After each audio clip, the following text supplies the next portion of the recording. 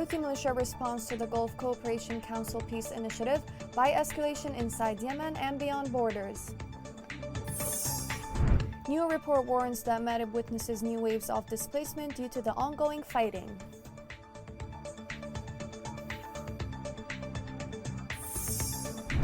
Houthi militia continues to suppress national media and assault freedom of speech.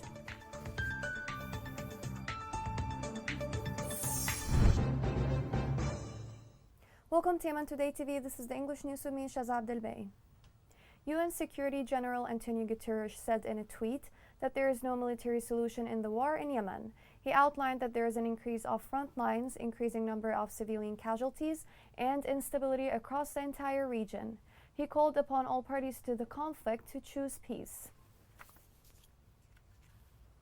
The UN welcomed a new initiative by the Gulf Cooperation Council to discuss a peaceful settlement in Yemen. It said the organization appreciates all initiatives that support UN actions to reach a comprehensive, negotiated political settlement to the conflict in Yemen. For its part, China expressed its appreciation for the new Gulf initiative during a meeting held between the Secretary General of the Gulf Cooperation Council and ambassadors of the P5 in Yemen.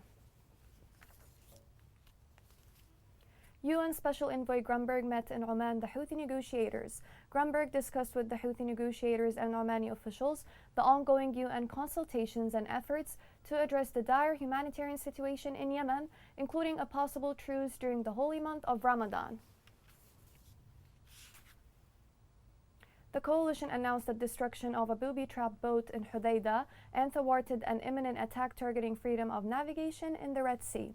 For his part, American National Security Advisor condemned the Houthi attacks over the last 48 hours against civilian infrastructure in Saudi Arabia. He said the Houthis have rejected calls for ceasefires and de-escalation over the last year. The American advisor stressed the need to bring the war to a close, calling upon the Houthis to agree to cooperate with the UN and its envoy, working on a process to de-escalate the conflict. Despite calls for a peaceful resolution on the Yemeni conflict, the Houthi rebels are refusing these calls and even respond with more escalation both inside Yemen and beyond borders. This report has more details. It was an immediate as well as clear response to the new initiative called for a peaceful solution for the crisis in Yemen by the Gulf Cooperation Council. The Houthi rebels launched 4 attacks on Saudi Arabia, damaging civilian cars and homes with no casualties. Saudi State News Agency said one attack targeted a water desalination plant in the city of Ashaqiq, an Aramco facility in Jizan, a power station, and a gas facility in Khamis Mashit. Earlier, and as expected, Iran-backed Houthis declined to attend talks to be held at the GCC headquarters in Riyadh on the 29th of March to discuss a peaceful settlement in Yemen. The GCC plans to invite Yemeni parties for expanded consultations for the way forward.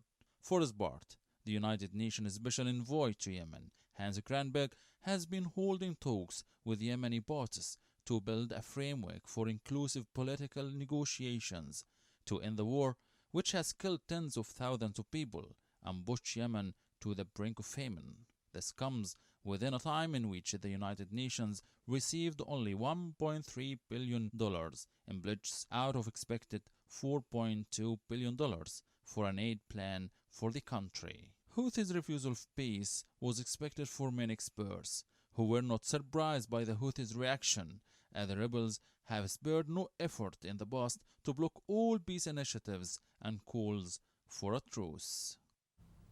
OCHA Special Envoy Angelina Jolie and U.S. Envoy to Yemen, Tim Linderking, met to share impressions from their trips to Yemen. Linderking and Jolie expressed frustration that donors raised just 30% of funding needed for Yemen's humanitarian response, and they also expressed fear that the promised funding will have devastating impacts on the people.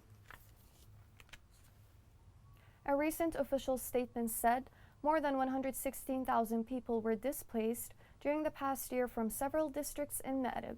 In addition, the displacement waves are a result of the military escalation of the Houthi militia since the beginning of the year.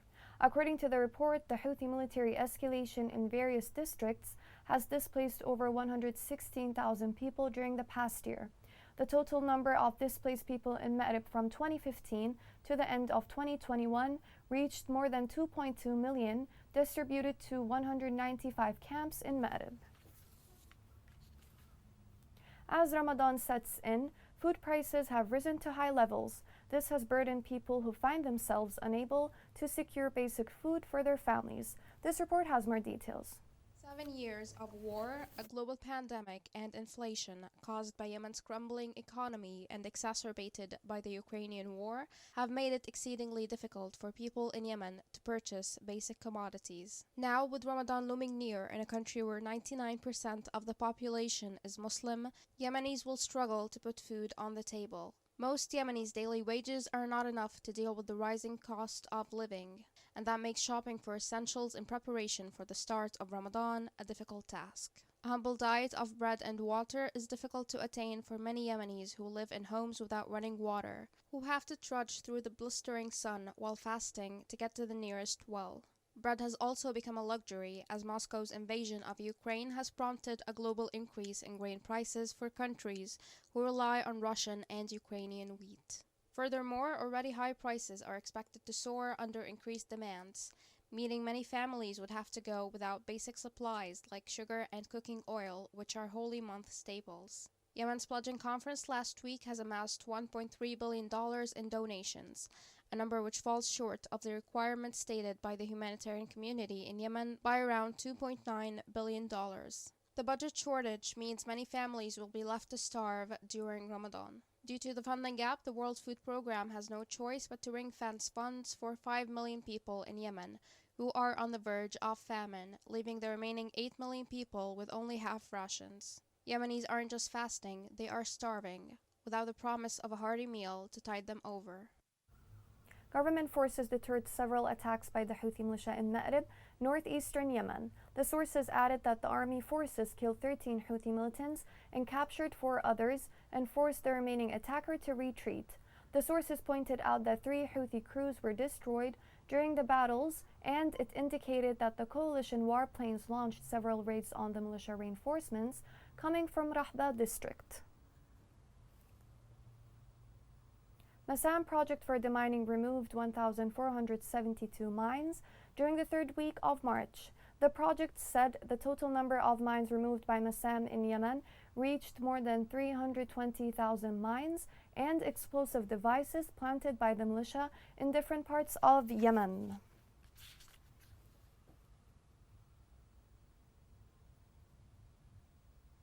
The war in Yemen has negatively impacted media in many levels.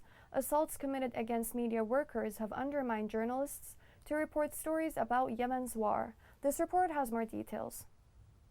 On the 19th of March 2008, the former President Ali Abdullah Saleh launched the commemorative channels Saba and Yemeniya as part of the 12 channels added on the Arabsat satellite. Since then, the date has been recorded a National Media Day to celebrate media professionals, whether in print, audio, or video profession. This celebration came in confirmation of the political leadership's belief of the important role played by the media. After 2 decades of unity, there were about 100 governmental and independent newspapers, as well as several satellite channels, but the chaos of what so-called Arab Spring caused the decline in press freedom before the Houthi militia violations took over what has remained of media professionals' rights. The International Federation of Journalists confirmed that during the past 10 years, Yemen has witnessed the killing of 50 journalists, and Yemeni Journalists Syndicate documents more than 100 violations against media workers through each year. Violations varied between killing, kidnapping, and unfair trials, which resulted in death sentences of 4 journalists by a court affiliated with the Houthi militia, in addition to harsh and inhumane conditions that journalists confront in prisons, not to mention the confiscation of media outlets and suspension of media salaries by the militia for more than 5 years. This reflects the continuing dangers the journalists face on a regular basis in Yemen. Attention to media professionals came after the National Media Day, when Yemen has enjoyed a free climate and democratic approach. However, one could bemoan the country now suffering muzzle and violations against journalists. Coming next, The world celebrates the International Day of Happiness, while Yemenis seem to have forgotten about it since the Houthi militia coup.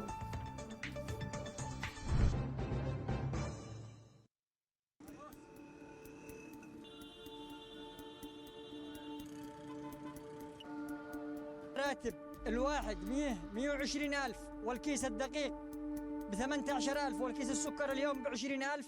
كم يعني بيعطي هذا الراتب كامل كيس سكر وكيس دقيق؟ المواطن اليمني يعيش في أزمة إنسانية وغذائية مؤلمة من غلاء الأسعار وفحشة الأسعار وغلاء الصرف والعملة الأجنبية في البلد. حالتي الحين حالة لما أخرج لما ندفنا شلقيرة ما نقدرش ناكل الأكل داخل ما إحنا بحاجة صعبة.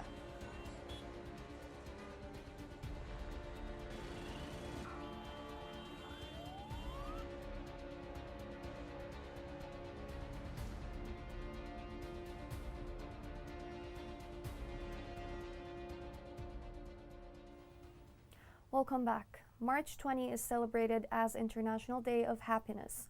Yemeni people seem to have forgotten what happiness is like since the Houthi rebels seized power in 2014.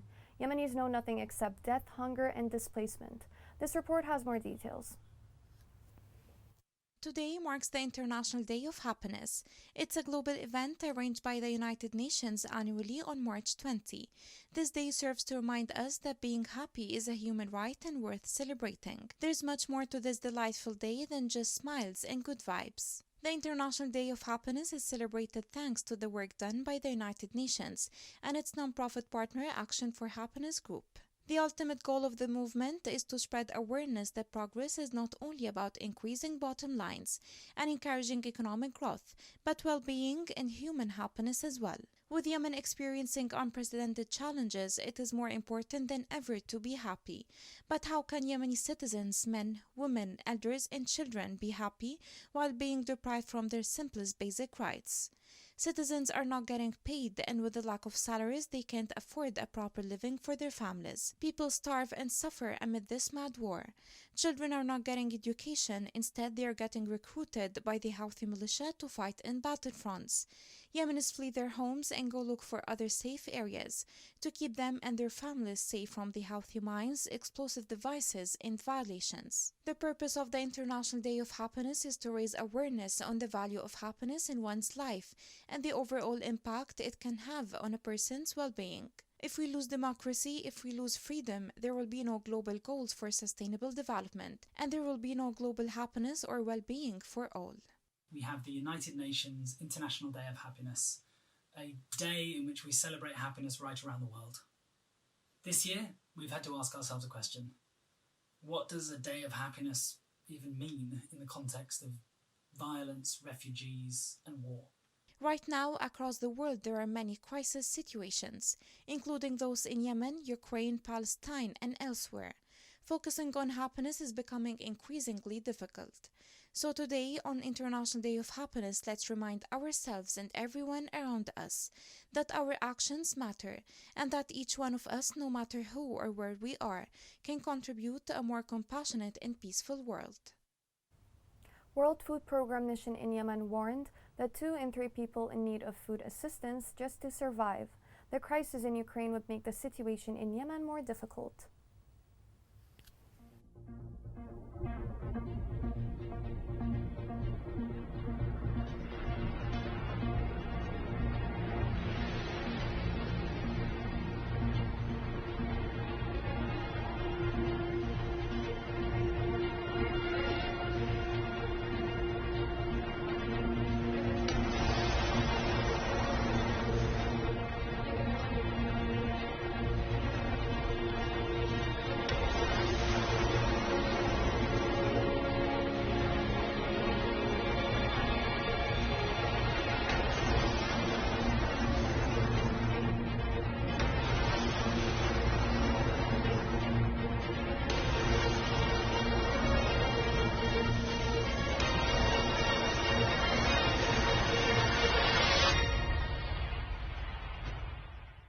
The nightmare of famine chases Yemenis nationwide. A recent UN report has revealed that 20 million people would be with no food by the end of this year. This report has more details. War in Ukraine crisis is unleashing hell on earth for food prices, with a catastrophic impact on the world's poorest nations, such as Yemen. The world wakes up to a conflict between Ukraine and Russia that is likely to cause economic deterioration around the world. The World Food Programme said that the Ukrainian crisis is likely to further increase fuel and food prices, especially grains, in import-dependent Yemen, where food costs have more than doubled in many areas in the past year. The escalation of the conflict in Ukraine is likely to leave more than half of Yemenis in need of food assistance, which could deepen hunger crisis situation and push more citizens into the brutal circle of famine. In Yemen, 2.2 million children, including 538,000, are already severely malnourished, and about 1.3 million women could be acutely malnourished, according to United Nations report. Yemen's famine to increase fivefold this year. This came as a statement in the same report issued by 15 UN agencies. The organization added that 19 million people are likely to be unable to meet their minimum food needs during the second half of 2022. World Food Programme has warned, if the ongoing situation continues in Yemen, it will be hard for Yemeni families to survive. WFP further added that it's running out of funds, which will force the organization to cut part of the food assistance in Yemen. According to the organization, this reduction came at the worst time for Yemeni citizens, who depend mainly on WFP meals to survive. The food crisis has also contributed to the rise of malnutrition rate in the country. The report stressed the war in Yemen is the main driver of hunger, and the crisis is likely to deteriorate due to the war in Ukraine. For Yemenis, the timing couldn't be worse. As families try to put food on the table, they are being hampered by the knock-on effects of serious escalations in conflicts happening in the country and other global ones. The Houthi militia has approved a new price increase for wheat and flour in its areas of control. The prices of most supplies and foodstuffs jumped by more than 30%, despite the stability of the exchange rate in Houthi-controlled areas. Water truck prices have doubled in the capital, Sana'a. The rise in water trucks comes at a time when the capital, which is under the control of the Houthi militia, is suffering from another rise in the prices of fuel and basic materials. Children continue to bear the brunt of any war. In Lahj, 3 kids are suffering from dwarfism. They have to take medicine on a monthly basis, yet their father cannot afford securing their medicine. This report has more details. Situation and lack of resources led to an increase in the number of children suffering from growth hormone deficiency known as dwarfism. Here in Lahj Governorate, there are 3 children suffering from this disease, and they need to be injected with growth hormones every month, which doubles the suffering of their families as a result of the continuous treatment requirements. The child Ziyun suffers from thyroid disorder. This has affected her mental and physical growth. Ziyun needs to take 3 injections monthly. Each injection costs around 75,000 riyals, which we can't afford. Now Ziyun is studying in a school for students with special needs.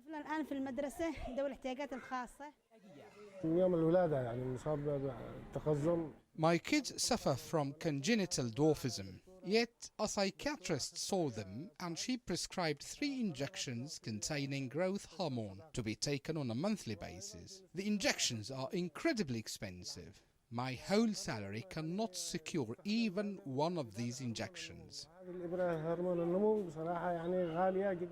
The 3 children, Hamoud, Ammar and Ziyun, suffer from the problem of delayed growth and stunting. Each of them has causes of exposure to the disease, a suffering that has weighed on their families and exhausted their conditions due to the high prices of hormonal injections that are difficult for them to buy due to their high costs, which may expose these children to the risk of stunted growth if they do not receive curative care. In this school, we have 3 kids suffering from dwarfism. 2 of them joined regular school after passing certain progress. We help them to learn. For example, the child Ziyun has joined Khadija school and Ammar joined Al-Ahmar school. Hamoud is the only child that is still here in the school, but he is expected to join his brothers in the new school soon. أسباب مرض التقزم هو أسبابه كثيرة وعديدة. There are many causes for dwarfism. These causes can be summarized into 2 main kinds. The first is congenital disorder, and the second is harmonic disorder. والنوع الآخر هو الخلل الهرموني. The absence of private health centers to treat and care for these cases doubled the suffering of their families and increased their fears that their children would not receive treatment to help them grow before they reach puberty. Rescuing these children from the condition in which they live and helping them to grow is what the parents of these children hope from the concerned authorities and humanitarian organizations to provide assistance in providing hormonal needles for their children so that they can live like other children and break the barrier of isolation they live due to their disease. Here's a reminder of the main headlines. Houthi militia responds to the Gulf Cooperation Council peace initiative by escalation inside Yemen and beyond borders. New report warns that Ma'rib witnesses new waves of displacement due to the ongoing fighting.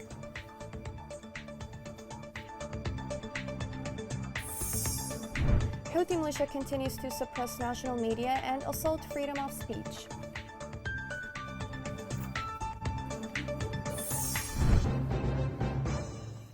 This is the end of the news. Thank you for watching.